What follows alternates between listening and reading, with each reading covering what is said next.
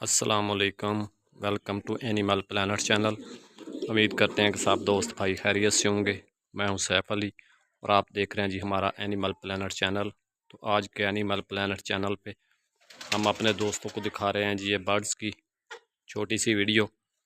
ये कुछ बर्ड्स बैठे हुए हैं और इनका ये फीड टाइम है और ये खाना वगैरह दाना वगैरह खाने में मसरूफ़ हैं। तो आज हम काफ़ी दिनों के बाद वीडियो बना रहे हैं अपने चैनल पे डालने के लिए। तो सब दोस्तों से रिक्वेस्ट है कि हमारे चैनल को सब्सक्राइब लाजमी करें। इंशाल्लाह हम अपने दोस्तों को अपने चैनल पे एनिमल्स और बर्ड्स की अच्छी अच्छी वीडियोस दिखाते रहेंगे। ये कुछ बर्ड्स पानी पी रहे हैं, बाकी बर्ड जो हैं वो दाना वगैरह खाने में मसरूफ़ हैं। माशाल्लाह से अगर हमारे ये बर्ड्स आपको पसंद आए तो हमारी वीडियो को लाइक कीजिए। बहुत बहुत शुक्रिया। ओके, अल्लाह हाफिज़।